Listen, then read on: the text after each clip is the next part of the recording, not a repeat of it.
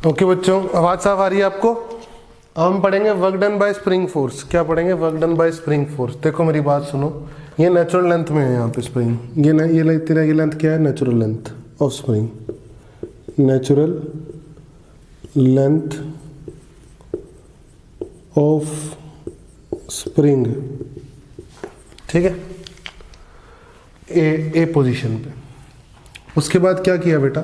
इस ब्लॉक को डिस्प्लेस किया आगे ए से बी। तो ए से बी ले जाने में स्प्रिंग ने कितना वर्क किया, मुझे ये समझा दो बस। अब ए से बी ले जाने में स्प्रिंग ने कितना वर्क किया? हाँ जी, ए से बी गए, ए से बी गए तो स्प्रिंग का फोर्स कहाँ लग रहा है? देखो ये है, ए से बी गए तो स्प्रिंग का फोर्स लग रहा है रास्ते में कहीं। अगर मैं बात करूं, ये स्प्रिंग पे फोर्स लग रहा है पीछे के एक्स, और डिस्प्लेसमेंट आगे है डी एक्स, क्योंकि मुझे जाना है इस पोजीशन से इस पोजीशन तक, यहाँ ऐसे ए से बी जाना है। बोलो समझ में आई? स्प्रिंग का फोर्स पूरे रास्ते पीछे, डिस्प्लेसमेंट कहाँ है? आगे। तो मैं वर्क डन लिखता हूँ, तो मैं क्या लिखता हूँ? F dot D x. तो फोर्स के एक्स है मैग्नीट्यूड में, डिस्प्लेसमेंट डी एक्स है, दोनों के बीच में एंगल कोस 180 डिग्री है, ठीक है, और इंटीग्रल ऐसे ही आएगा। तो वर्क डन ए से बी जाने में स्प्रिंग का 0 से x गया, मान लो 0 से x है ना, x वेरिएबल है, तो कितना आ गया?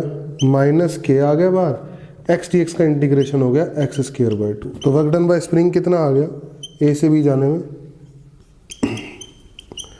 माइनस के एक्स स्क्वायर बाय 2, माइनस के एक्स स्क्वायर बाय 2। अच्छा, वर्क डन बी से ए आने में, अब ध्यान से देखो बेटा, ये है आपका बी पोजीशन है, ठीक है, और ये ए पोजीशन है, ठीक है, और ये ऐसे है, सही है, पक्का? तो डिस्प्लेसमेंट बी से ए आता है इधर है डी एक्स, और के एक्स भी पीछे है। बोलो सही बात है? बोलो के एक्स इतना खुला हुआ है ना, ये एक्स इतना खुला हुआ है, एक्स दूरी पे डी एक्स अपोजिट ले रहा हूं मैं, एक्स दूरी पे डी एक्स अपोजिट है, डिस्प्लेसमेंट अपोजिट है, समझ रहे हो? तो स्प्रिंग फोर्स अगर बी से ये बात करूं तो कितना आएगा बेटा? वर्क डन एफ के एक्स, डिस्प्लेसमेंट डी एक्स, और cos 0 degree. Work done B से कितना आएगा? के एक्स स्क्वायर बाय 2। कितना आएगा? के एक्स स्क्वायर बाय 2।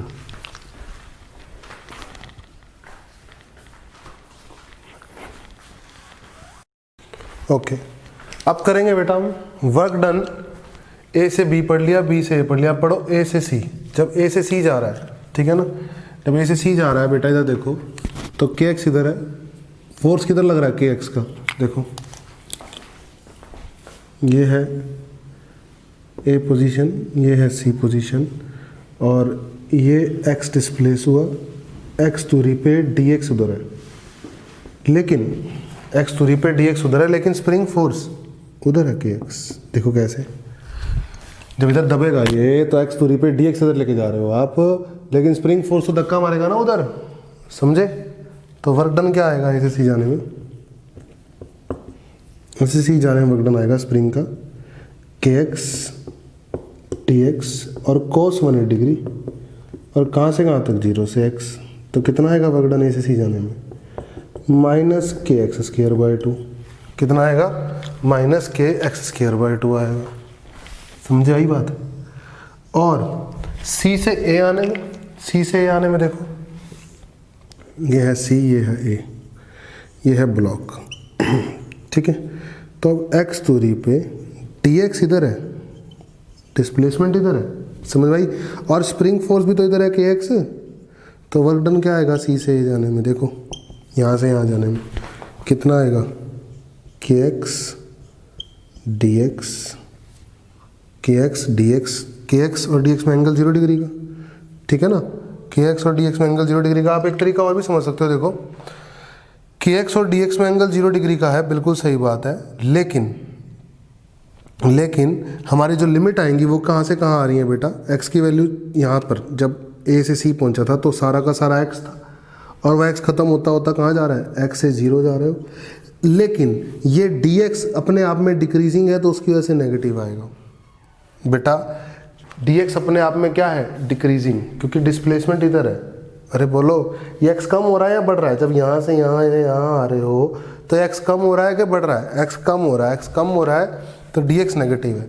तो वापस आप उसी पोजीशन पहुँच गए, ठीक है ना, कि एक माइनस kx² आया और लिमिट x से 0 आई तो फिर से kx² ही आ गया। आप यही काम यहाँ भी कर सकते थे b से आते हुए भी।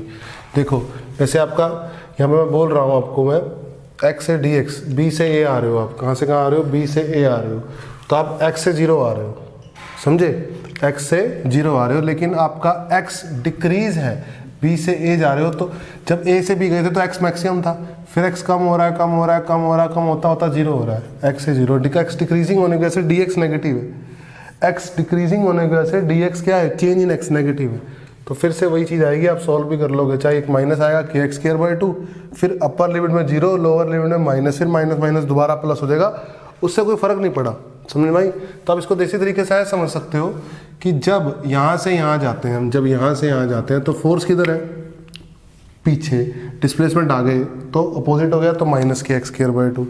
जब b से आते हैं तो फोर्स पीछे, डिस्प्लेसमेंट भी उधर तो प्लस का kx²/2। जब a से c जाते हैं तो फोर्स उधर, डिस्प्लेसमेंट इधर, अपोजिट माइनस kx²/2। जब c से a जाते हैं तो फोर्स भी उधर, डिस्प्लेसमेंट भी उधर, प्लस kx²/2। तो इस तरीके से आप पढ़ सकते हो कि जब स्प्रिंग दब रहा है या जब स्प्रिंग क्या हो रहा है बेटा, कंप्रेस हो रहा है या इलोंगेट हो रहा है। नेचुरल लेंथ से स्प्रिंग जब कंप्रेसिंग स्टेट में जा रहा है या नेचुरल लेंथ से स्प्रिंग जब इलोंगेटेड स्टेट में जा रहा है, दोनों ही केस में वर्क डन स्प्रिंग का होगा नेगेटिव। और जब इलोंगेटेड स्टेट या कंप्रेसिंग स्टेट से स्प्रिंग नेचुरल लेंथ में आ रहा है तो स्प्रिंग का वर्क होगा पॉजिटिव। इस बात को ध्यान रखो, और होगा कितना, kx²/2, कितना होगा, kx²/2। इस कॉन्सेप्ट को आप ध्यान रखेंगे।